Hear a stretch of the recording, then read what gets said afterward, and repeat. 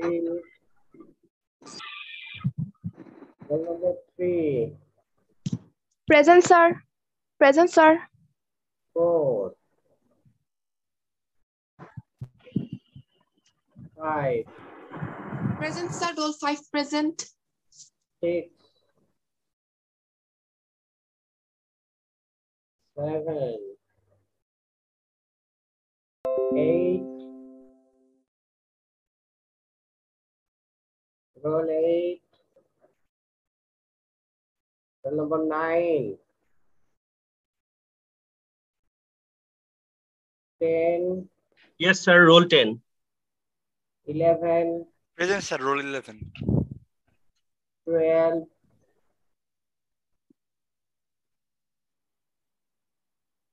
13. Present, sir.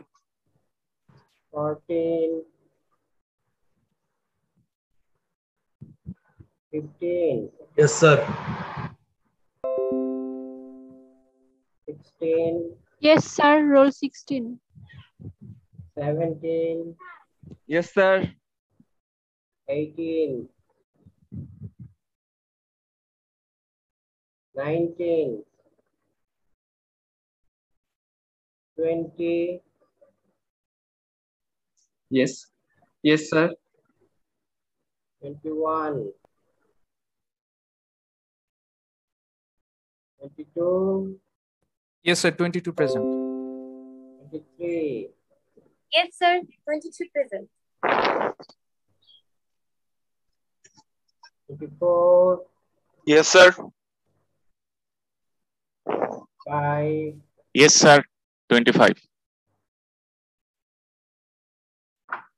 26. 27. Yes, sir. 28. 9. Yes, sir. 29. 30.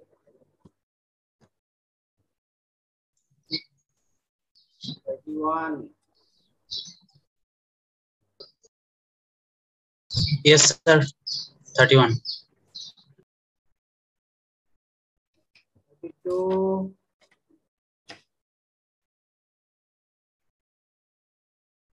33. 34.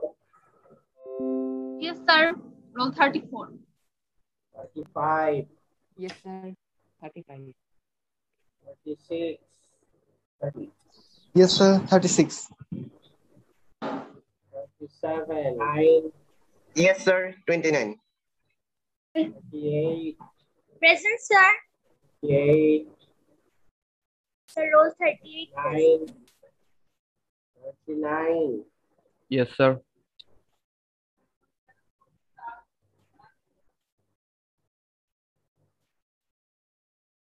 40.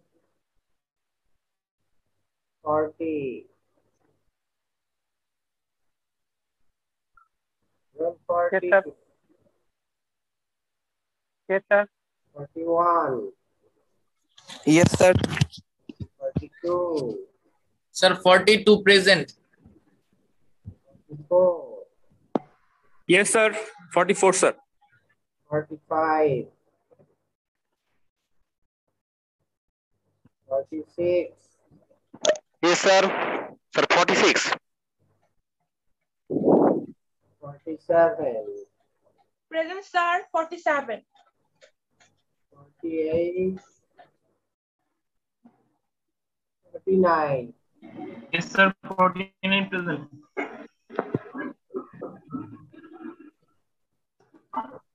50. Yes, sir. 50. 50. Yes, sir. 50. Sir, 49 কি শোনা গেছে? Sir, roll 4 present. 15 batch 22. Yes, sir. 15 batch 22. Yes, sir. Present. 15 batch 17. Sir, 1522, sir. Present. কত? Sir 15 batch 22 sir present sir কথা কি শোনা গিয়েছে? হ্যাঁ হ্যাঁ 15 batch 17 13 batch 29 12 batch 19 বাকি কে আছে বলো? Sir, roll 4 presents. Sir, roll 12. Sir, roll 8. Roll 2, sir. Sir roll 21 হ্যাঁ সিরিয়ালি বলো। Roll 2, sir. Roll 2 Sir, roll 4. 4 Sir, roll 8. Roll 8 Sir, roll 12. 12 sir roll 21 Sir, roll 19. Roll 18, sir. Serially বলো। Roll 18, sir. Sir, roll 19. 19 sir 21 21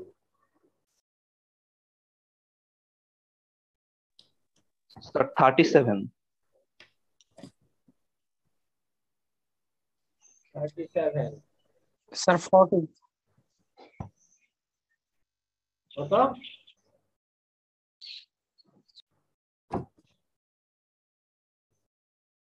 28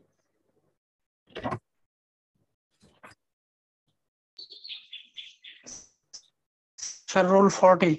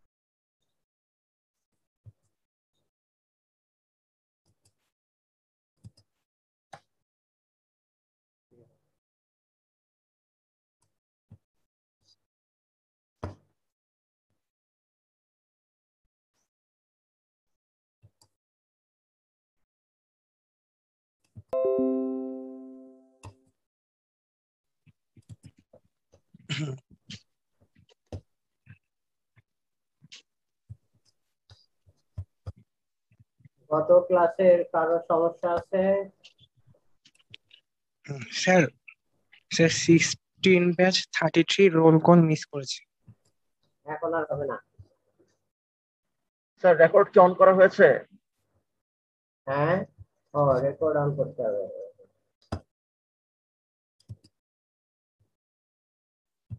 Recording in progress.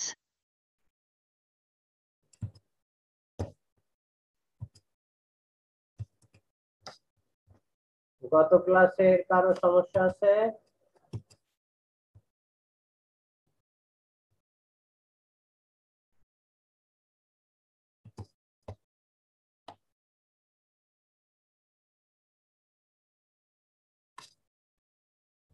গত ক্লাসে আমরা এই পর্যন্ত পড়েছিলাম oil media, water media এবং ব্রাইন মিডিয়ায় কুলিং ইফেক্ট কেমন হবে সেটা আমরা পড়েছিলাম। সাথে সাথে অ্যাজিটেশন যদি করা হয় সেক্ষেত্রে অয়েলের উপরে কেমন ইফেক্ট আসবে, ওয়াটারে কেমন আসবে এবং ব্রাইনে কেমন আসবে সেটা আমরা গত ক্লাসে দেখেছিলাম। আমরা বলেছিলাম যে যদি অ্যাজিটেট করা হয় তাহলে অয়েলে সামান্য বাড়ে, পানিতে অনেক বেশি বাড়ে, ব্রাইনে সেই তুলনায় একটু কম বাড়ে যদি ভায়োলেন্ট এজিটেশন করা হয় কম্পেয়ার টু ওয়াটার। উল্টা ভাবে যদি বলি কম্পেয়ার টু ব্রাইন, যদি ভায়োলেন্ট এজিটেশন দেওয়া হয় তাহলে কুলিং রেটটা অনেক বেড়ে যায়। এটা আমরা গত ক্লাসে পড়েছিলাম। সাথে সাথে আমরা পড়েছিলাম এটাতে অ্যাজিটেশনের ইফেক্ট গেল, metallurgical effect, serious metallurgical effect আছে। তার ভিতরে একটা হচ্ছে গ্রেন সাইজ। গ্রেন সাইজ যত ছোট হয় তত হার্ডেনাবিলিটি কমে যায়, যত গ্রেন সাইজ বড় হয় হার্ডেনাবিলিটি বেড়ে যায়। এটা আমরা গত ক্লাসে দেখেছিলাম। সাথে সাথে আমরা দেখেছিলাম অ্যালয়িং এর ইফেক্ট। অ্যালয় যদি অ্যাড করা হয় তাহলে এই হার্ডেনাবিলিটি চেঞ্জ হয়ে যায়। বেসিক ম্যাটেরিয়ালসে হার্ডেনাবিলিটি চেঞ্জ হয়ে যায়। Manganese, molybdenum, chromium, silicon, nickel, manganese সবাই হার্ডেনাবিলিটি বাড়ায়, যেটা আমরা চ্যাপ্টার 1-এ করে এসেছিলাম। কিন্তু কোয়ান্টিটেটিভলি কতটুকু বাড়ায় কতটুকু কমায়, কতটুকু বাড়ায় সেটা আমরা ওখানে দেই নাই। এই হার্ডেনাবিলিটি চ্যাপ্টারে এসে এখন আমরা সেটা প্রেজেন্ট করলাম। এই টেবিলটাতে আমরা দিয়েছিলাম গ্রেন সাইজ আর এসটিএম গ্রেন সাইজ নাম্বার। এটা মিলিমিটার বা মাইক্রোমিটারে ভ্যালু কেমন হবে, এসটিএম গ্রেন সাইজ নাম্বারের সাথে সম্পর্কটা কেমন হবে, এরকম একটা টেবিল আমরা দিয়েছিলাম। এখানে তোমাদের একটা জিনিস মনে রাখতে হবে, সেটা হচ্ছে যে গ্রেন সাইজ এটা কিন্তু ডায়ামিটার দেওয়া হয়েছে। কখনো কি একটা গ্রেন গোল হয়? গোল হয় না। তার একটা ম্যাক্সিমাম লেন্থ থাকে আর একটা ম্যাক্সিমাম উইডথ থাকে। সেই দুইটার আবার এভারেজ করে নেওয়া হয়, করে নিয়ে ওইটাকে ডায়ামিটার হিসাবে ধরা হয়। কিন্তু আমরা যতই চেষ্টা করি না কেন, যদিও প্রত্যেকটা মেটেরিয়াল তার মিনিমাম ফ্রি এনার্জি পাওয়ার জন্য গোলাকার ধারণ করে, কিন্তু সলিড স্টেটে এক্সাক্ট গোল হওয়াটা কোনো মেটেরিয়ালের পক্ষে সম্ভব নয়। গোলের কাছাকাছি যদি কোনো গ্রেন হয় সেটাকে সাধারণত আমরা ইকুইঅ্যাক্সড বলে থাকি। ইকুইঅ্যাক্সড মানে এই নাই সেটা গোল ডায়ামিটার, গোল এবং তার ডায়ামিটার। গোল জিনিস ছাড়া কিন্তু ডায়ামিটার হয় না। তারপরও সিম্পলিসিটির জন্য, ব্যাপারটাকে সহজ করে নেওয়ার জন্য সেখানে যে উইডথ এবং লেন্থ পাওয়া যায় ইকুইঅ্যাক্সড গ্রেনে, সেই উইডথ এবং লেন্থের যে মেজারমেন্ট, যে কোয়ান্টিটেটিভ ভ্যালু, সেই দুইটা যোগ করে এভারেজটাকে ধরা হয় গ্রেন সাইজ এবং তার ডায়ামিটার হিসেবে প্রকাশ করা হয়। যাই হোক, এবার আমরা এখানে আসি হার্ডেনাবিলিটি ইন হাই কার্বন স্টিল। আমরা আগেও পড়েছি, কাস্ট আয়রনে পড়েছি যে আসলে হার্ডেনিং করা যত মেটেরিয়ালস এর ভিতরে পার্সেন্টেজ অফ কার্বন বেড়ে যাবে, অ্যালয় কন্টেন্ট বেড়ে যাবে, ফেস হার্ডেনিং করতে হবে, এই সমস্ত ক্ষেত্রে আসলে হার্ডেনাবিলিটি মেজারমেন্ট এত স্ট্রেট ফরওয়ার্ড না, অনেক জটিল। আসলে এক্সাক্ট কোয়ান্টিটেটিভ ভ্যালু কোনোভাবেই পাওয়া যায় না। মোটামুটি একটা রাফ আইডিয়া পাওয়ার জন্য আমাদেরকে বারবার বলি যে এই হিট ট্রিটমেন্ট না, শুধু any metallurgical action based on science, mathematics and art. এই জন্য একটা পর্যায়ে এসে তোমাকে কাস্টমাইজ করার জন্য নিজের এক্সপেরিয়েন্স এবং কমন সেন্স কাজে লাগিয়ে সেই টার্গেটে পৌঁছাতে হবে। হ্যাঁ, আসো আমরা বলছিলাম যে হাই কার্বন যদি মেটেরিয়ালের ভিতরে থাকে বা হাই অ্যালয় যদি থাকে, কেস হার্ডেনিং যদি করার দরকার হয়, সে সমস্ত ক্ষেত্রে আসলে সব সময় ম্যাথমেটিক্যাল সাইন্টিফিক যে অ্যাপ্রোচ গুলো এক্স্যাক্টলি মানে না, মানে ট্রেন্ড মানে, বাট কোয়ান্টিটেটিভলি মানে না। সেই জন্য আমাদের আর্টের দরকার আছে। এখন বলা হচ্ছে যে যদি কার্বন পার্সেন্টেজ 0.75 থেকেও 1.1% হয়, এই সমস্ত ক্ষেত্রে হয়তো বা more or less up to 1.1% এটা মোর অর লেস হার্ডেনিংটা সহজ হয়। কিন্তু পরবর্তী স্টেজে যদি অ্যালয় কন্টেন্ট আরো বেড়ে যায়, মাল্টিফেজ হয়ে যায়, সেক্ষেত্রে একটু ডিফিকাল্ট হবে। কেন ডিফিকাল্ট হবে? কারণ কার্বন আর তখন একা একা তার নিজের মতো বিহেভ করতে পারে না। কার্বন আছে 2%, কার্বন আছে 1.5%, বাট যদি কার্বাইড ফর্মিং অ্যালয়িং এলিমেন্ট থেকে যায়, সেক্ষেত্রে কিন্তু কার্বনের তার যে সক্রিয়তা, কার্বন স্ট্রাকচারকে ইনফ্লুয়েন্স করার যে তার একটা পাওয়ার, সেটা কিন্তু থাকে না। তাহলে যদি পাওয়ার না থাকে, আর হার্ডেনেবিলিটির জন্য কার্বন হচ্ছে সবচেয়ে পাওয়ারফুল এলিমেন্ট। এখন কার্বন যদি আসলে সে নিজেই প্যারালাইজড হয়ে যায়, কোনো ইফেক্ট সে কন্ট্রিবিউট করার তার সুযোগ যদি না থাকে, তাহলে আসলে ম্যাথমেটিক্স সেখানে ফলো করবে না, ম্যাথমেটিক্স সেখানে অ্যাপ্লাই করা সম্ভব হবে না। কারণ আনডিজলভ যে কার্বাইড, তার ভিতরে প্রচুর পরিমাণে কার্বনে অ্যালয় চলে যাবে। আমি কিভাবে সেই ইকুয়েশনে মিলাবো? এবং আনডিজলভ কার্বাইড এটা হার্ডেনেবিলিটির জন্য কোনো পজিটিভ রোল প্লে করে না, করে থাকলে নেগেটিভ রোল প্লে করে। যাই হোক, এখন এটা আমাদেরকে মাথায় রাখতে হবে।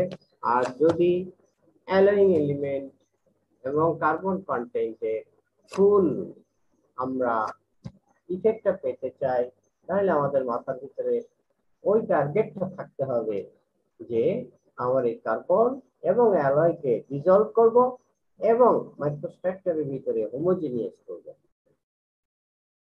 এরকম একটা আমাদের টার্গেট থাকতে হবে। সেই ক্ষেত্রে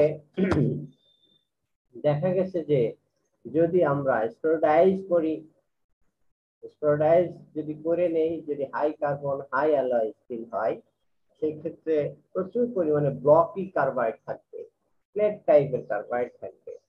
সেই কার্বাইড সিরিয়াসলি হার্ডেনেবিলিটির উপর ইম্প্যাক্ট ফেলবে। এই ক্ষেত্রে আমরা যে কাজটা করে নিতে পারি সেটা হচ্ছে কার্বাইডকে স্টেরোডাইজ করে নিতে পারি। স্টেরোডাইজ করে নিলে তাহলে পরবর্তীতে আবার এটা ডিসলভ করা, যখন আমরা রিয়েল হিট ট্রিটমেন্ট করব, সেই ক্ষেত্রে স্টেরোডাইজটা ডিসলভ হওয়াটা সহজ হবে, ছোট ছোট পার্টিকেল। আর যদি ব্লকই থাকে, ফেরাইট মানে প্লেট টাইপের থাকে, সেটার অনেক বড় হওয়ার কারণে সারফেস থেকে আস্তে আস্তে ডিসলভ হইতে অনেক সময় লেগে যাবে। ফলে অস্টেনাইট হিট ট্রিটমেন্ট অনেক লেংদি হবে এবং অনেক সময় তার গ্রেন সাইজ বড় হয়ে যেতে পারে, প্রপার্টি ডিটারিয়েট করতে পারে, লটস অফ সমস্যা। এই জন্য যে কাজটা করা হয় সেটা হচ্ছে নর্মালাইজ না করে, যদি আমরা দেখি high carbon percentage high alloy content, সেক্ষেত্রে আমরা স্টেরোডাইজ করে নেব।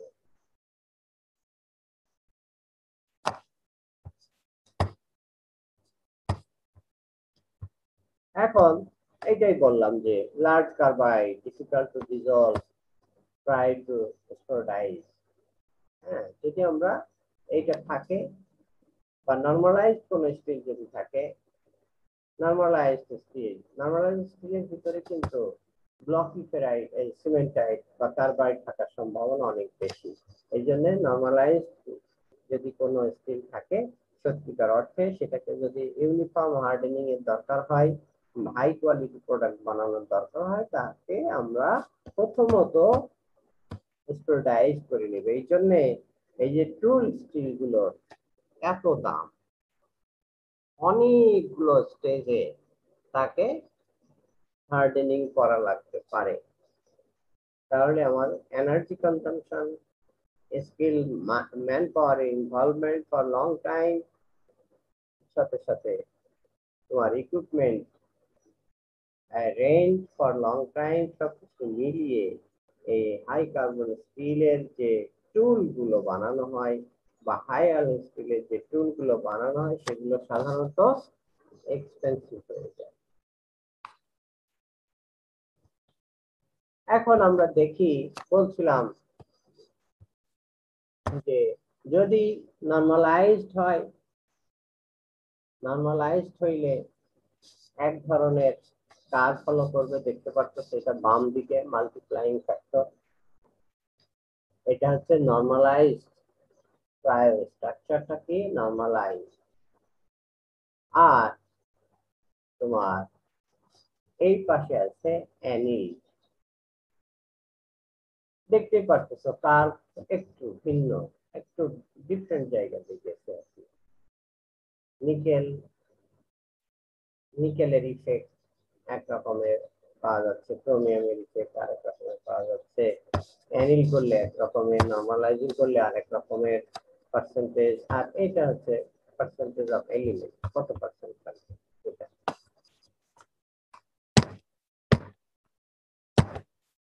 এরপরে আসো বলা হচ্ছে, এটা আমরা চ্যাপ্টার 1-এ পড়েছি, great influence of austenitising temperature on hardening.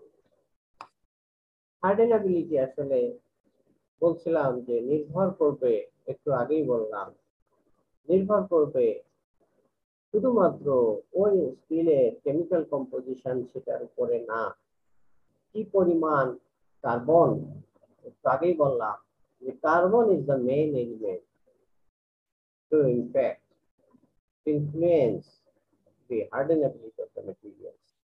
এখন সেই কার্বাইড যদি, সেই কার্বন যদি কার্বাইড ফর্মে থেকে যায়, maybe cementite or alloy complex carbide, যে ফর্মেই থাকুক না কেন, তাহলে কিন্তু সে হার্ডেনিং ইম্প্যাক্ট তৈরি করা থেকে বিরত থাকবে।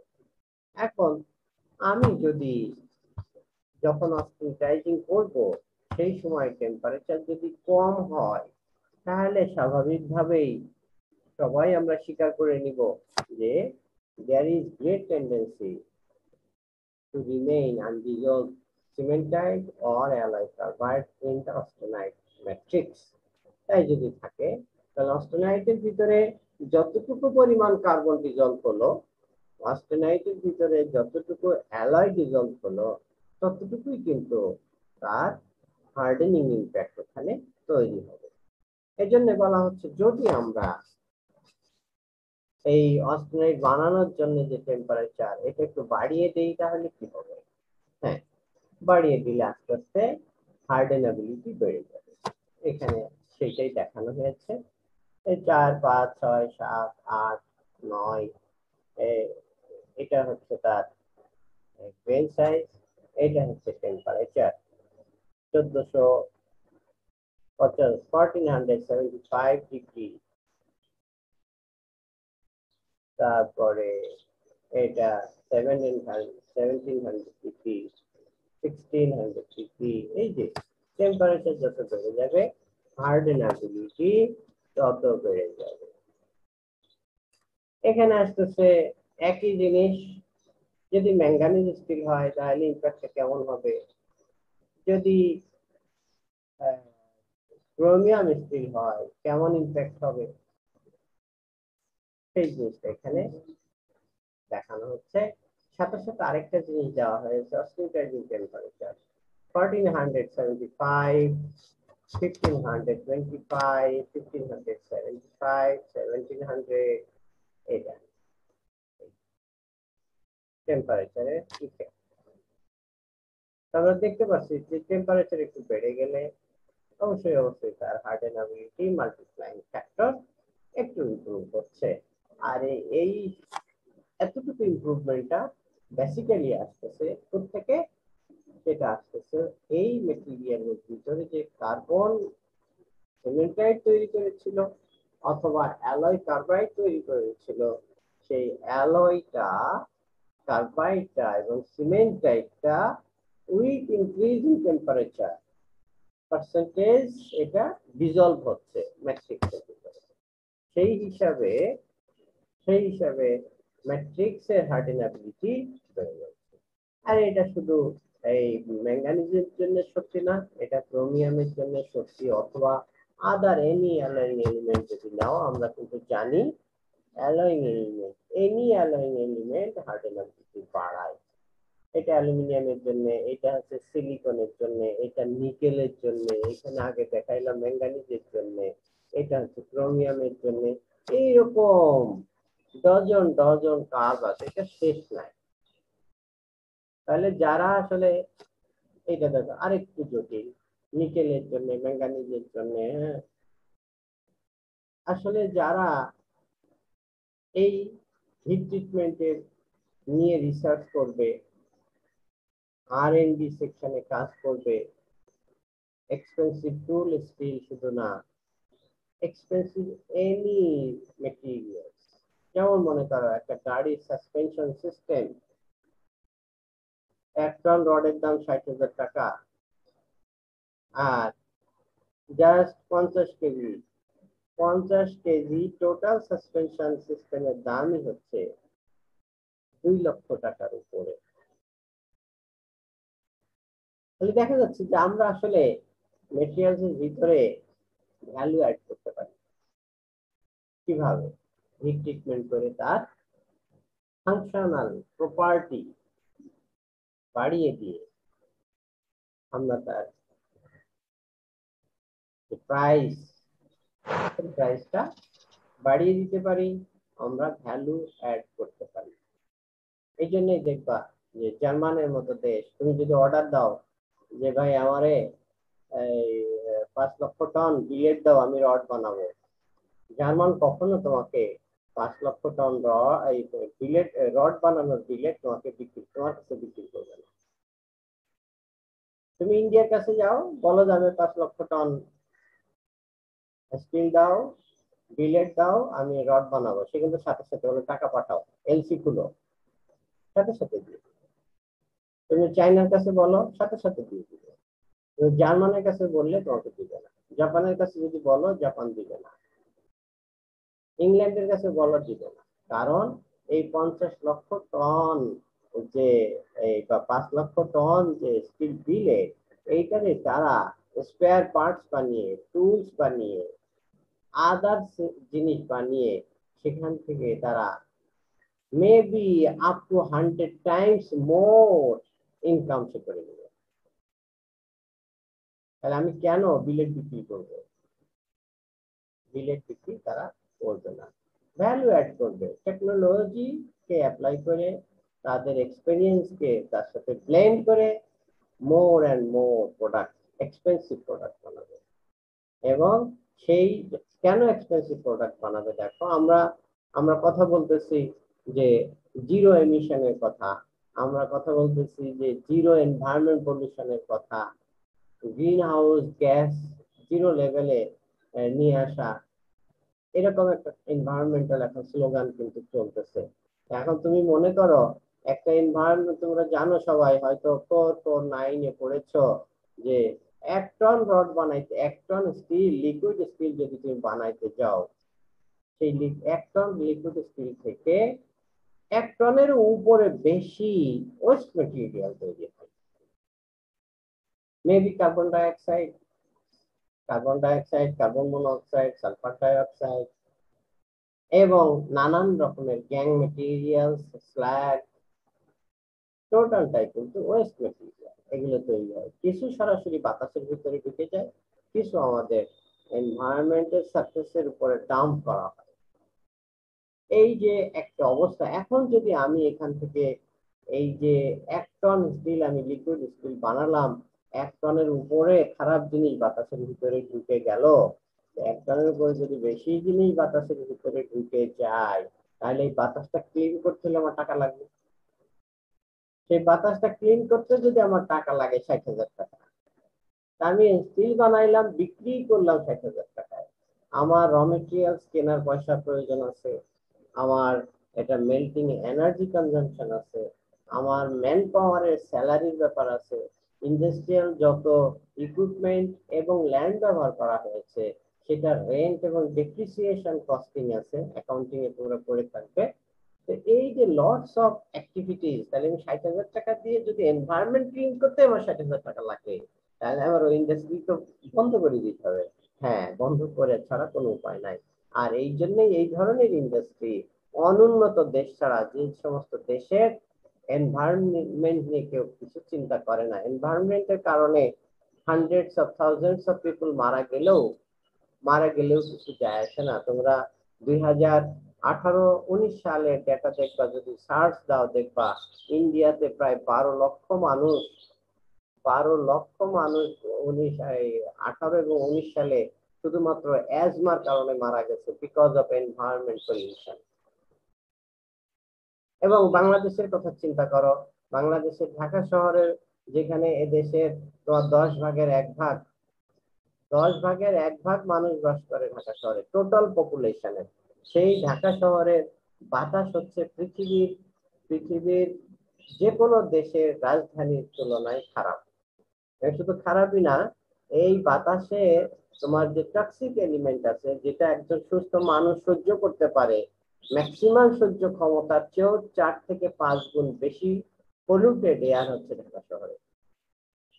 এই জন্যই কিন্তু ঢাকা শহরের মানুষের ঠান্ডা, কাশি, গরম, কি বলে যে ঠান্ডা নাই কিন্তু এই ঠান্ডা জ্বর যায় না। হ্যাঁ, কারণ পলিউশন, জার্ম ভর্তি। তো এই যখন অবস্থা হয় তখন এই সমস্ত দেশ বাদে 60,000 টাকা দিয়ে স্টিল বানিয়ে 60,000 টাকার স্টিল বানিয়ে 60,000 টাকার পলিউশন এটা রিকভার করা যে দেশে প্রয়োজন হয় না, সেই দেশেই শুধুমাত্র এই ধরনের ব্যবসা চলে, অন্য দেশে এটা চলবে না। জার্মান অ্যালাউ করবে না, কারণ সে স্টিল ঠিকই বানাবে 1 টন, 60,000 টাকার এনভায়রনমেন্ট পলিউশন হবে, এবং সে যেহেতু ওই 1 টন স্টিল বিক্রি করবে 10 লক্ষ টাকায়, সেখানে 1 লক্ষ টাকা বাজেট গভর্নমেন্টকে দিয়ে দিবে প্রফিটের অংশ টু রেকটিফাই দি এনভায়রনমেন্ট। কিন্তু আমি আয় করতেছি 60,000 টাকা, আমি 60,000 টাকা কিভাবে দিব গভর্নমেন্টকে two rectify the environment?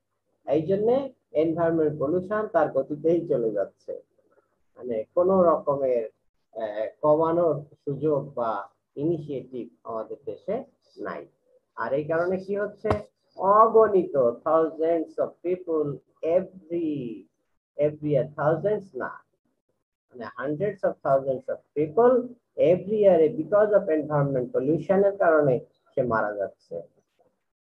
Cancer এবং তোমার asthmatic problem, cancer asthmatic problem থেকে আবার শুরু হয় হচ্ছে তোমার ব্লাড প্রেশার এবং হার্টের প্রবলেম, সেখান থেকে শুরু হয় চান্স বেড়ে যায় স্ট্রোকের প্রবলেম,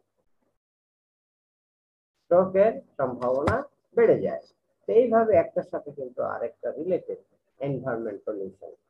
যাই হোক, আমরা এই স্টিলের সাবসিকুয়েন্ট যে সম্ভাবনার কথা বলছিলাম, যদি সত্যিকার অর্থে আমরা এই এনভায়রনমেন্ট পলিউশন কমাইতে চাই, কমানোর চেয়ে যদি আমরা অন্যভাবে বলি রেকটিফাই করতে চাই, এনভায়রনমেন্টকে পিউরিফাই করতে চাই, তাহলে আমাদের স্টিল বানাইতে হবে। ঠিকই এনভায়রনমেন্ট পলিউশন হবে ঠিকই, বাট রেকটিফাই করার মতো সাফিসিয়েন্ট হাই ইনকাম আমাদের দরকার হবে। 1 টন থেকে আমাদের মিনিমাম 60,000 টাকায় বিক্রি না করে আমাদের 5 লাখ টাকা বিক্রি করার সম্ভাবনা যদি আমরা তৈরি করতে পারি, তাহলে আমরা সরকারকে 50,000 টাকা দিয়ে দিতে পারবো, ট্যাক্স হিসেবে দিয়ে দিতে পারবো, যে না তুমি এটা নাও, নিয়ে ব্যবহার করো। এবং সত্যিকার অর্থে বাংলাদেশের almost all industry they are showing loss, কোনো ইন্ডাস্ট্রি প্রফিট হচ্ছে না, এটা হচ্ছে তাদের খাতা কলমে দেখাচ্ছে। ফলে এখানে শুধু সরকারের ইনকামটা কোথায়, সরকারের ইনকাম হচ্ছে র মেটেরিয়ালসটা সে যখন বাইরে থেকে ইম্পোর্ট করে নিয়ে আসছে, র মেটেরিয়ালস এর উপর একটা ফিক্সড পার্সেন্টেজ অফ ট্যাক্স দিতে হয়, সেই ট্যাক্সটা না দিলে সে জাহাজ থেকে নামিয়ে মালামাল আমাদের পোর্ট এরিয়ার বাইরে নিয়ে আসতে পারে না। সেখান থেকে সরকার শুধু, সেটা হচ্ছে ইম্পোর্ট ট্যাক্স, এটা কিন্তু প্রোডাক্টের বিজনেস করে প্রফিটের একটা অংশ বা আমি বিজনেস করতে গিয়ে এনভায়রনমেন্টটাকে যে নষ্ট করছি, তার জন্য কিন্তু আমি কোনো পেনাল্টি সরকারকে দিচ্ছি না। আর সরকারের ওই খাতে পয়সা না থাকার কারণে এনভায়রনমেন্টটাও কিন্তু সে রেকটিফাই করতে পারছে না। আসো আমরা এখন আরেকটা, গত ক্লাসে আমরা দেখেছিলাম যে হার্ডেনাবিলিটি টেস্ট গ্রসম্যানের থিওরি করেছিলাম। গ্রসম্যানের থিওরিতে সমস্যা ছিল যে একটা স্যাম্পল, একটা মেটেরিয়ালের হার্ডেনাবিলিটি জানার জন্য আমাদের অনেকগুলো স্যাম্পল বানানোর প্রয়োজন হচ্ছিল। এটা ছিল গ্রসম্যানের থিওরির সবচেয়ে বড় লিমিটেশন। পরবর্তীতে এই জমিনি, দেখতে পাচ্ছ তো, জমিনি হোল্ড, এই দুইজন সায়েন্টিস্ট, এখানে সবচেয়ে বেশি কন্ট্রিবিউশন ছিল জমিনির। এই জন্য এটাকে জমিনি এন্ড টু এন্ড হার্ডেনাবিলিটি টেস্ট বলা হয়, শুধু একজনের নামে বলা হয়। তো ওনারা যে সুবিধাটা দিল যে একটা স্যাম্পল থেকে হার্ডেনাবিলিটি টেস্ট হয়ে যাবে। সেটা কিভাবে হবে আমরা দেখি। এইরকম একটা স্যাম্পল দেখতে পাচ্ছ তো, এই স্যাম্পলটা, এটা যেটার ডায়ামিটার হচ্ছে কত, ডায়ামিটার হচ্ছে 26.2 মিলিমিটার। উনি যে স্যাম্পলটা বানিয়েছিলেন 26.2 মিলিমিটারের ডায়ামিটারের স্যাম্পল, আর লেন্থ কত ছিল, 4 ইঞ্চ লেন্থ ছিল। এটা 102 মিলিমিটার। এই যে স্যাম্পলটা দেখা যাচ্ছে, এই হচ্ছে স্যাম্পল। এই স্যাম্পলটা যেটা করা হলো, গরম করা হলো। এই যে দেখতে পাচ্ছ, এই যে স্যাম্পল, এই স্যাম্পলটা মাঝখানে যেটা দেখতে পাচ্ছ সেন্টার লাইন দেখা যাচ্ছে, এই স্যাম্পলটা আসলে এইটা বামে লাল স্যাম্পলটা।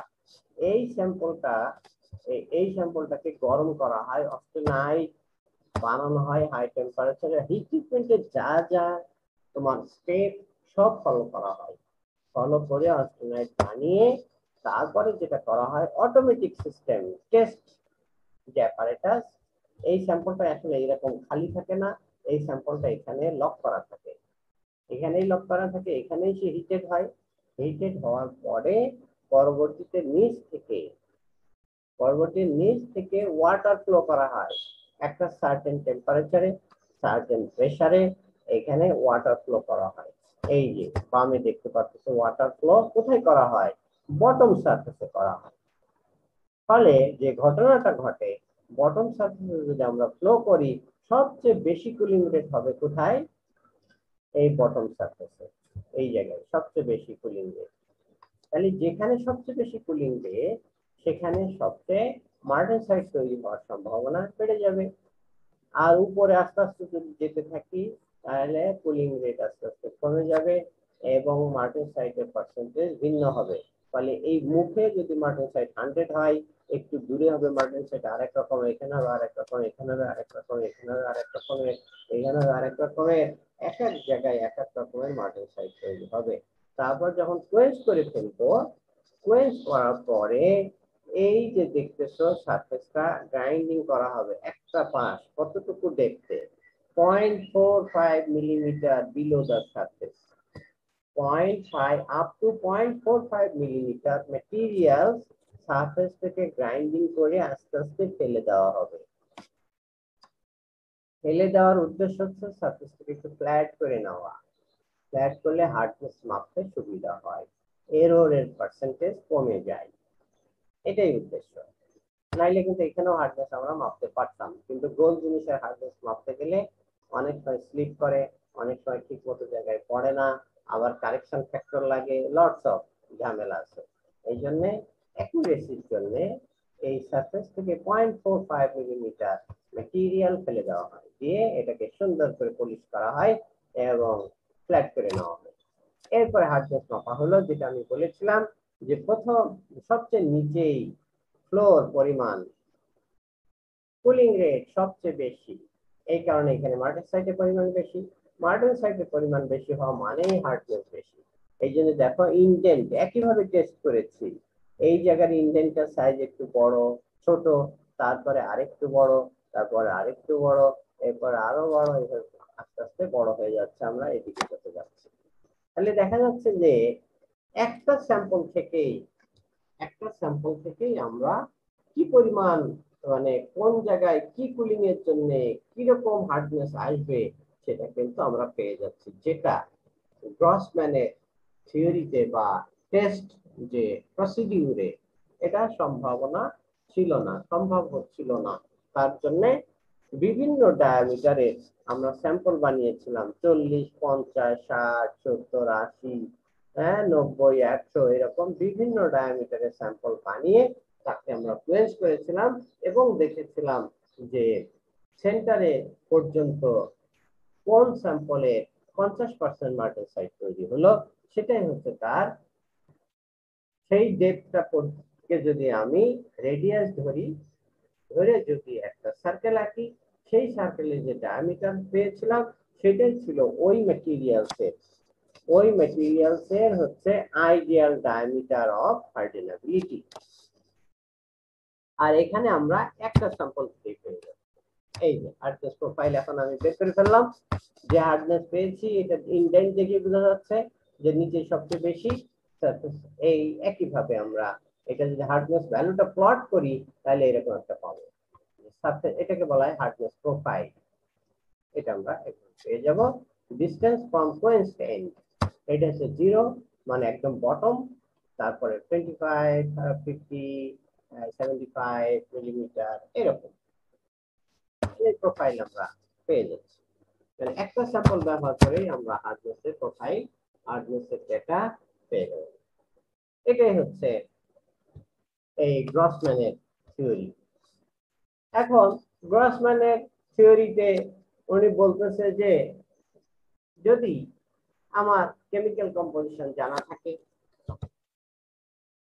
জমিনী সাহেব বলতেছেন যদি আমার কেমিক্যাল কম্পোজিশন জানা থাকে আর কয়েকটা জিনিস যেমন এই ডিসটেন্স, কোন জায়গার আমি হার্ডনেস জানতে চাচ্ছি, ই হচ্ছে ডিসটেন্স ফ্রম সারফেস মিলিমিটার, সেই জায়গার হার্ডনেস আমি এই ইকুয়েশন ব্যবহার করে যে কোনো জায়গার হার্ডনেস আমরা বের করতে পারি। কে হচ্ছে আরেকটা কনস্ট্যান্ট, এখানে আছে কে ASTM গ্রেন সাইজ কনস্ট্যান্ট। ওই ম্যাটেরিয়াল যে গ্রেন সাইজ ছিল সেই গ্রেন সাইজ যদি আমার আগে থেকে জানা থাকে, তার কেমিক্যাল কম্পোজিশন জানা থাকে, অ্যাট এনি ডিসটেন্স আমরা ওই ম্যাটেরিয়ালের কোথায় কতটুকু হার্ডনেস হইতে পারে সেটা আমরা এই ইকুয়েশন ব্যবহার করে ফেলব। ম্যাক্সিমাম হার্ডনেস মাপার প্রশ্ন ছিল এই ইকুয়েশনটাতে স্যার, এখানে জে তে বোঝানো হয়েছে জমিনি হার্ডনেস, আবার ইকুয়েশন বলছে এইচআরসি, তাহলে জে কি অ্যাকচুয়ালি হার্ডনেস? হ্যাঁ, এটা হার্ডনেস হচ্ছে যে 6 to 80% মার্টেনসাইট পর্যন্ত। আর তাহলে এইচআরসি ও তো স্যার হার্ডনেস। হ্যাঁ, এইচআরসি ও তো রকওয়েল স্কেলের সি হার্ডনেস, তাই না স্যার? নাই, এইটাই হার্ডনেস ভ্যালু সে বের করেছে বলে তার নাম দিয়ে এটা দেওয়া হয়েছে, আর কিছু না, নাথিং। ইকুয়েশনটা উনি ডেভেলপ করেছে তো এই জন্য ওনার নামে জে দিয়েই করা হয়েছে, কিন্তু এটা ভ্যালু হচ্ছে হার্ডনেস। মানে এই কোশ্চেন থেকে আমরা একটা হার্ডনেস এর ভ্যালু পাচ্ছি, রাইট, আর কিছু না। আমি তো সেটাই বলতেছি যে কোনো জায়গায় বললাম না, যে কোনো ডিসটেন্সের হার্ডনেস তুমি বের করতে পারো। আর ম্যাক্সিমাম হার্ডনেস যদি বের করতে চাও তাহলে উনি আবার আরেকটি ইকুয়েশন প্রপোজ করলেন, এই maximum equal to 60√c plus 20 HRC। তবে বলতেছে carbon must be less than 0.6। কিন্তু পরবর্তীতে ওনার এই সমস্ত যত থিওরি সব কিছুই অনেকেই মেনে নিয়েছে।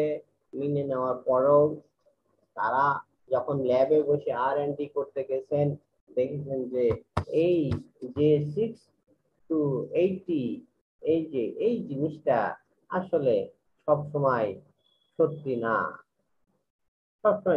না, এটা একটু এদিক ওদিক হয়। এই জন্য ওনারা আবার আরেকটু মডিফাইড ফর্মে ইকুয়েশনটা তৈরি করছেন। এটা তাদের ব্যক্তিগত ব্যাপার, তুমিও করতে পারো। তুমি যদি মনে করো কেউ একটা এইটার উপরে একটা থিসিস করতেছো, ফর এক্সাম্পল, তুমি এই জমিনের এই কেমিক্যাল কম্পোজিশনের কাছাকাছি কেমিক্যাল কম্পোজিশন নিয়ে করলা, করার পরে ওই ফর্মুলা ফেলে দেখলে যে আসলে মিলে না। এখন মিলে না, ভালো কথা, তাহলে কোথায় গিয়ে মিলে সেটা তুমি একেবারে সিরিজ অফ 8-10টা স্যাম্পল, 15টা 20টা স্যাম্পল টেস্ট করে যদি প্রত্যেকটা স্যাম্পলের ক্ষেত্রেই তোমার ওই ইকুয়েশন এম্পিরিক্যালি রিলেশনশিপটা যদি ভ্যালিড হয়, then you can make patent. এবং এটা যদি আসলে সত্যিকার অর্থে কাজে লাগে, তাহলে কিন্তু এই প্যাটেন্ট কিন্তু বিক্রি হয়ে যায়। আমাদের দেশ তো আর ইন্ডাস্ট্রিয়াল দেশ না, যারা হাইটেক প্রোডাক্ট বানায় সে সমস্ত দেশে এরকম প্যাটেন্ট কিন্তু বিক্রি হয়। যেমন তোমরা জানো কি জানি না, এই যে অ্যাস্ট্রাজেনিক এই যে ফাইজার বায়োএনটেক যে ভ্যাকসিনটা তৈরি করলো, এটা কিন্তু আমেরিকার তৈরি করা ভ্যাকসিন না। তোমরা জানো কি জানি না, এই ভ্যাকসিন কিন্তু তৈরি করেছে টার্কিশ হাজবেন্ড ওয়াইফ, দুইজনই doctor. They are working in Germany. এই জার্মানিতে তারা কাজ করতেছে, চাকরি করে, তারা একটা ল্যাবে, রিসার্চ ল্যাবে চাকরি করে। তারা দুজনে মিলে এই ভ্যাকসিনের ইনগ্রেডিয়েন্ট, এই কম্বিনেশনটা বানায়। কিন্তু জার্মানের এই বিলিয়ন বিলিয়ন ভ্যাকসিন বানানোর মতো ফ্যাসিলিটি জার্মানে নাই। তারা হচ্ছে রিসার্চ ল্যাব আছে, বাট ভ্যাকসিন বানানোর মতো ফ্যাসিলিটিস নাই। এই জন্য এটা সাথে সাথে আমেরিকা শর্ট করে এটা কিনে নিল। এই জন্য দেখতে তোমরা হয়তো খেয়াল করে থাকবা, বাইডেন অনেক প্যাটেন্ট নিয়ে কথা বলতেছিল, এই প্যাটেন্টের অনেক ঝামেলা। এই প্যাটেন্টটা কিনে নেয় ফাইজার, জার্মানি কিনে নেয় বায়োএনটেক। বায়োএনটেক আছে আমেরিকান কোম্পানি, তাদের ভ্যাকসিন তৈরি করার হিউজ ফ্যাসিলিটিস আছে। যেমন তোমরা জানো অ্যাস্ট্রাজেনিকা অক্সফোর্ডের বানানো ভ্যাকসিন, এটা কিন্তু অক্সফোর্ডে বিলিয়ন বিলিয়ন ভ্যাকসিনের ডোজ তৈরি করার ফ্যাসিলিটিস নাই। তখন সে কি করলো, ইন্ডিয়ার কাছে সেরামের সাথে একটা এগ্রিমেন্ট আসলো। ইন্ডিয়াই হচ্ছে one of the biggest vaccine producing industry, Serum Institute.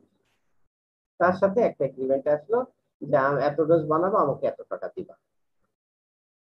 এই হচ্ছে কাহিনী। যে কোনো মানুষ যে কোনো সময় যে কোনো একটা জিনিস নিয়ে প্যাটেন্ট তৈরি করে ফেলতে পারে, এবং সেই প্যাটেন্টটা যদি সত্যিকার অর্থে ইন্ডাস্ট্রিয়ালি কাজে লাগে, তাহলে কিন্তু অনেকে অনেক টাকার মালিক হয়ে যায়। যেমন আমি, আমার বন্ধু ইলেকট্রিক্যালে, আমার ব্যাচমেট, আমার সাথে খুব ক্লোজ ছিলেন দিদারুল আলম ওনার নাম। এই ছেলেটা MIT-তে যাই পিএইচডি করার জন্য। যাওয়ার পরে ওখানে উনি মানে একটা এই ইন্টিগ্রেটেড সার্কিটের একটা খুব কনডেন্সড একটা ফর্ম, কুইক রেডিও নাম বলা হয় সেটা, মানে এই ফর্মটা উনি করে ফেললেন ওনার সুপারভাইজারের সাথে কাজ করতে করতে। এরকম একটা ইন্টিগ্রেটেড সার্কিট উনি ডিজাইন করে ফেললেন, এবং সার্কিটটা ছিল খুবই ছোট, এবং সেখান থেকেই কিন্তু এই যে মোবাইলের সাইজ ছোট হওয়া শুরু হয়েছে। এই ঘটনাটা আজকে থেকে 97 এর ঘটনা, 96-7 এরকম ঘটনা আর কি। সে উনি যে প্যাটেন্ট বিক্রি করে উনি এবং ওনার প্রফেসর যে টাকা পেয়েছিলেন, সেই টাকার একটা অংশ আমার ফ্রেন্ড পেয়েছিলেন। উনি কিন্তু এখন কোটি কোটি টাকার মালিক, কোটি কোটি টাকা না, কোটি কোটি ডলারের মালিক। উনি ওখানেই এই কাজ নিয়েই ব্যস্ত আছেন। বাংলাদেশের উনি অনেক কাজ নিয়ে আসতেছেন, নিয়ে এসে বাংলাদেশের একটা অফিসও আছে, বাংলাদেশের অনেক ছেলেকে সে চাকরিও প্রোভাইড করতেছে, কাজ দিতেছে এবং তাদের স্যালারি দিতেছে, আবার কাজ সেগুলো কমপ্লিট করে নিয়ে আমেরিকা পৌঁছাই দিতেছে। আর ওখানেও সে লোকালি আমেরিকাতেও সে কিছু কাজ করতেছে। এই যে মানুষের কিন্তু এই প্যাটেন্ট সিস্টেম থেকে মানুষের ভাগ্যের পরিবর্তন হয়ে যায় যদি সত্যিকার অর্থে সে হয়, তার রিসার্চ প্যাটেন্টটা কাজে লাগে। আবার দেখো আরেকটা এক্সাম্পল দেই, সেটা হচ্ছে যে বার্মিংহাম ইউনিভার্সিটিতে আমি নিজের চোখে দেখে আসলাম, একজন মানুষ 41 বছর চাকরি করলো, চাকরি করার রিটায়ারমেন্টে যাওয়ার আগে 50 জন মানুষকে পিএইচডি দিল, অ্যারাউন্ড হান্ড্রেডস অফ পিপুলকে মাস্টার্স দিল, কিন্তু 41 বছর চাকরি করার পরও সে ব্যক্তিটা সিনিয়র লেকচারার হিসেবে রিটায়ারমেন্টে গেলেন। এখন আমাদের বুয়েটের কথা, আমাদের ঢাকা বিশ্ববিদ্যালয়ের কথা কি বলবো, যে এখনো মানে টিচার ভাবই আসে নাই তাদের ভিতরে, আমরা কিন্তু প্রফেসর হয়ে যাচ্ছি। যদি ওনাদের মতো এরকম প্রিকন্ডিশন চাপানো থাকতো যে তুমি রিসার্চ করেছো, কয়জনে পিএইচডি দিয়েছো সেটা ফ্যাক্টর না, তুমি যত প্যাটেন্ট করেছো সেই প্যাটেন্ট কয়টা বিক্রি হয়েছে, প্যাটেন্ট কয়টা ইন্ডাস্ট্রি নিয়েছে, তার উপর বেসিস করেই তোমার evaluation. One of the critical component to be promoted সেটা হচ্ছে যে তুমি কত টাকা ইন্ডাস্ট্রি, তোমার রিসার্চ কয়টা ইন্ডাস্ট্রি নিয়েছে, তার বিনিময়ে তুমি কত টাকা আর্ন করেছো, কত স্টুডেন্টকে তুমি স্কলারশিপ দিয়েছো, এবং কত টাকা নিয়ে এসে তুমি যে ল্যাবে কাজ করো সেই ল্যাবটা ইকুইপমেন্ট কিনে সেই ল্যাব এনরিচ করেছো। দ্যাট ইজ দ্য মানে critical issue, otherwise you will not be promoted. আমরা কি হচ্ছি, আমার বয়স মনে করা এই আমি 29 বছর চাকরি করতেছি, 29 বছর চাকরির ভিতরে 12 বছর আগে আমি প্রফেসর হয়ে গেছি।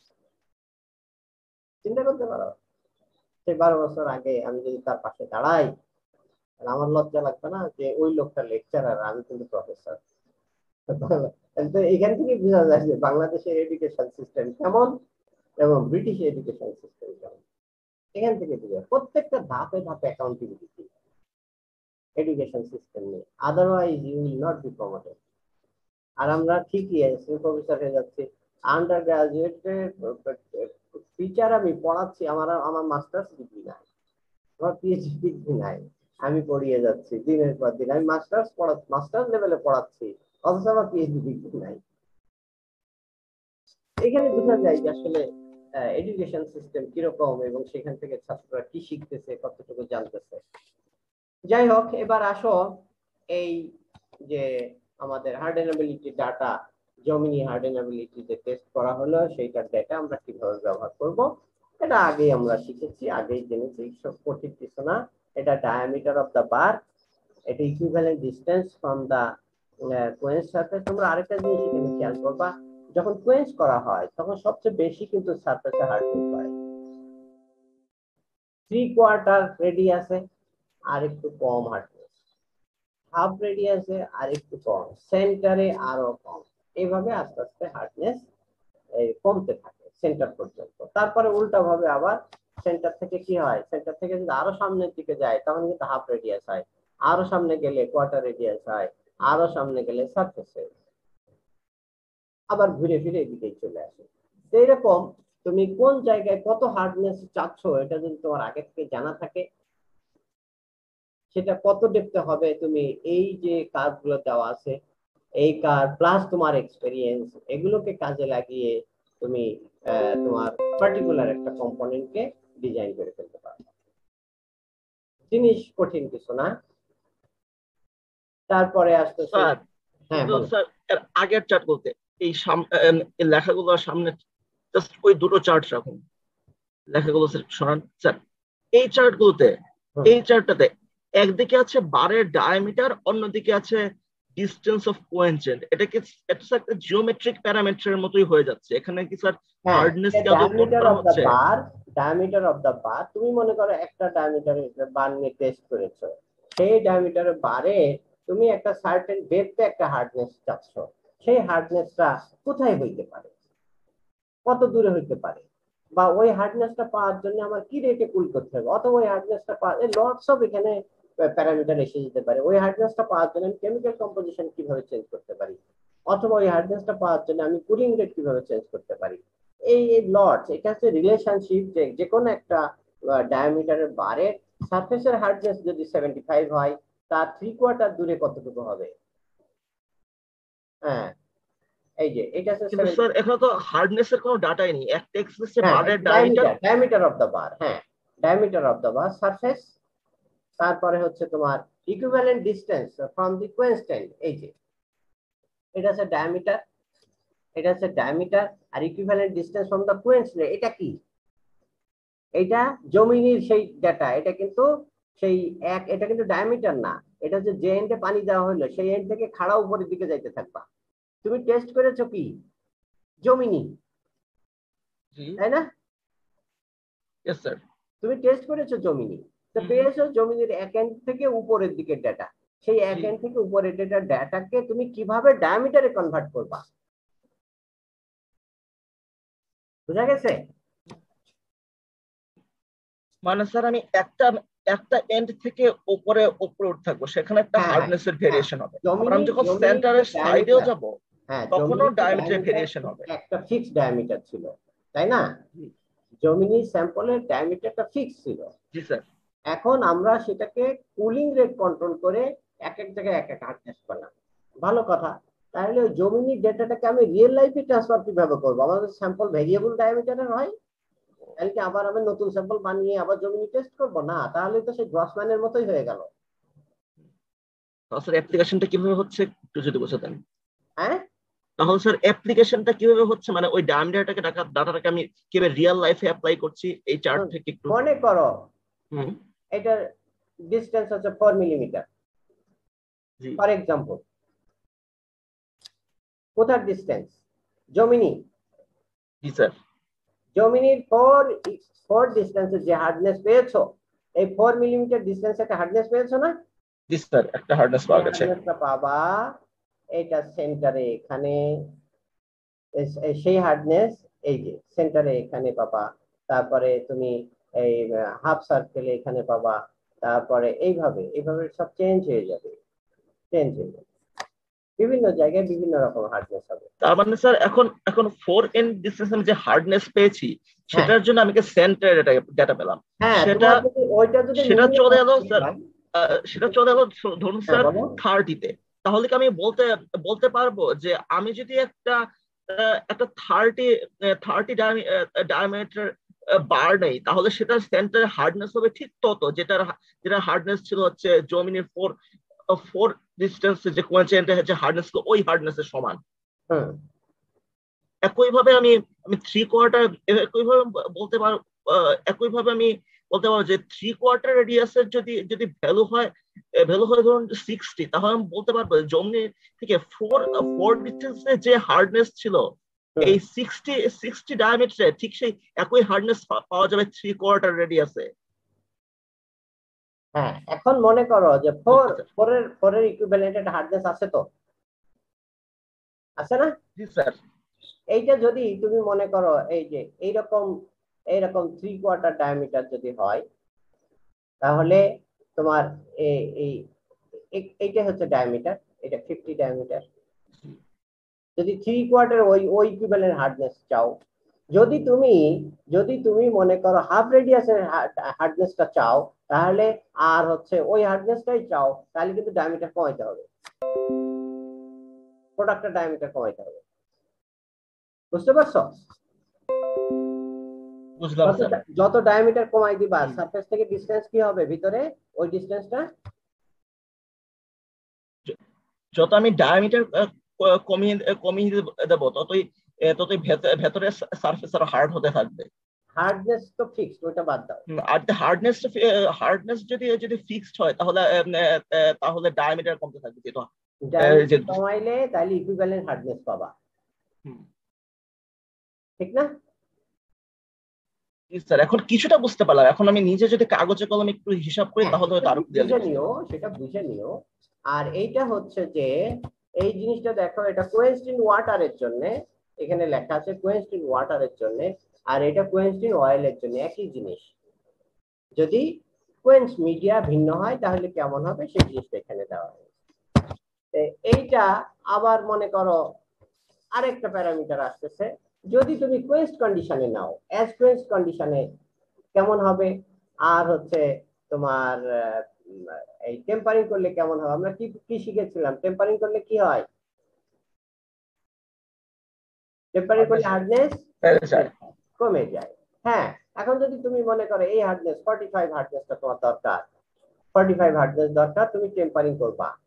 টেম্পারিং যদি হাই টেম্পারেচারে করো তাহলে কি হবে? সময় বেশি দিবা না কম দিবা?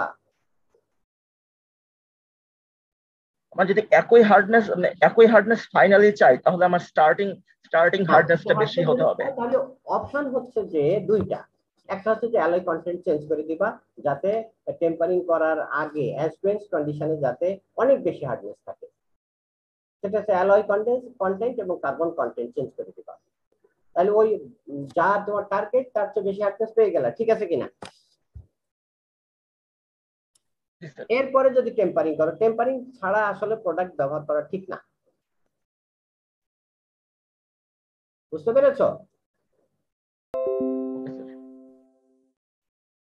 রোল নাম্বার 1 বুঝতে পেরেছো? Yes sir. টেম্পারিং ছাড়া প্রোডাক্ট ব্যবহার করা ঠিক না। তাহলে আমার যদি হার্ডনেস বেশি দরকার হয় সেক্ষেত্রে অ্যাজকুয়েন্স কন্ডিশনে অবশ্যই তার চেয়ে হার্ডনেস যাতে বেশি থাকে সেই রকম একটা অ্যালয় কম্পোজিশন আমাদেরকে সিলেক্ট করতে হবে, অথবা অসনিটাইজিং টেম্পারেচার নিয়ে যদি গেম প্লে করার থাকে সেটা করতে হবে। করে অ্যাজকুয়েন্স কন্ডিশনে তোমার হার্ডনেসটা বাড়াইতে হবে, বাড়িয়ে নিয়ে তারপরে আমার প্রয়োজনীয় টেম্পারিং করব যাতে কিনা আমার রিকোয়ার্ড হার্ডনেসটা এসে যায়। যদি লো টেম্পারেচারে টেম্পারিং করি তাহলে একটু বেশি সময় ধরে করতে পারবো, যদি হাই টেম্পারেচারে করি তাহলে একটু কম সময় ধরে করতে হবে। এই ফিলোসফিটা এখানে এরকম। এটা হচ্ছে তোমার হার্ডনেসের এইচআরসি, এটা বিভিন্ন পোর্শন অফ মার্টেনসাইট। 11টার উপরে বেঁচে গেছে। হ্যাঁ, এইটাই শেষ আমাদের। একই জিনিস, এগুলো সব বলা হয়ে গেছে। এই যে তুমি যেটা বলছিলে সেন্টারে মাপো কিভাবে, এইটা হচ্ছে একটা মাস্টার কার্ভ কোন একটা প্রোডাক্টের জন্য। এখান থেকে তুমি ডাটা লাইন টাইম টেনে নিয়ে প্রোডাক্টের বের করতে পারবে। কোন জায়গায় তুমি আসলে কি চাচ্ছ সেটা আমাদের ছোট্ট একটা চ্যাপ্টার। এখানে কার্বনের পার্সেন্ট সবগুলো আমি আগে আলাপ করে ফেলেছি। পোর্শন অফ মার্টেনসাইট, হার্ডনেস, তারপরে হচ্ছে তোমার এই জমিনির ভ্যালু, তারপরে রিয়েল লাইফ ভ্যালু, তুমি 449 কি হবে এই দেখো। একটু এখানে দেখো 45 টার্গেট করা হয়েছে, তাহলে অবশ্যই প্রোডাক্টের হার্ডনেসটা আর একটু বাড়ানো থাকতে হবে যদি তুমি সেটাকে টেম্পারিং করতে চাও। এই মোটামুটি আমাদের শেষ। আমরা নতুন চ্যাপ্টার শুরু করবো আগামী ক্লাসে। আর আজকে এখানে বলে রাখি সেটা হচ্ছে যে তোমাদের কিন্তু আগামী সপ্তাহে প্রেজেন্টেশন হবে, সেকেন্ড প্রেজেন্টেশন।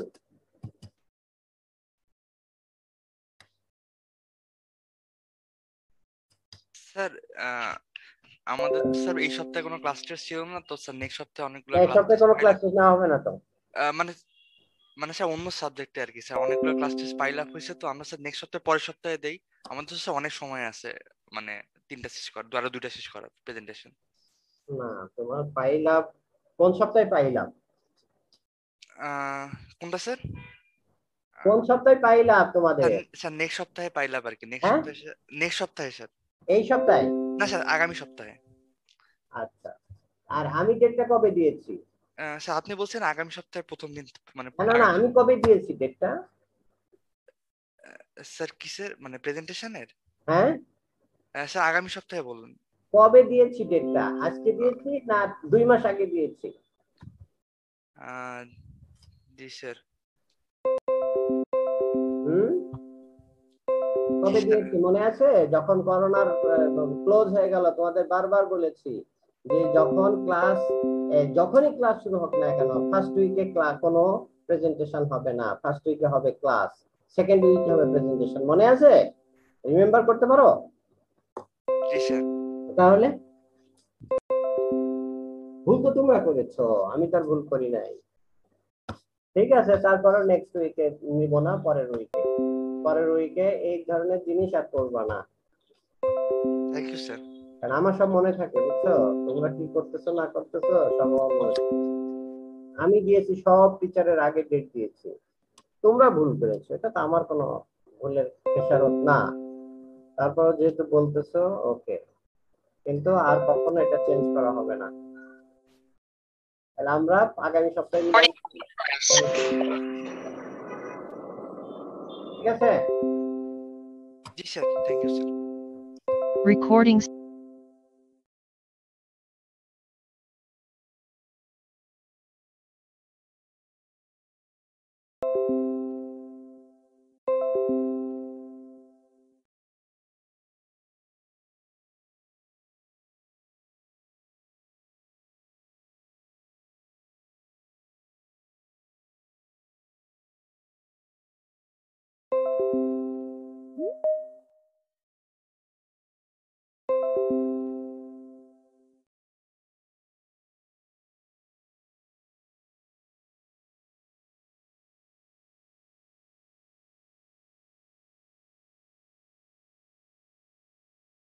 you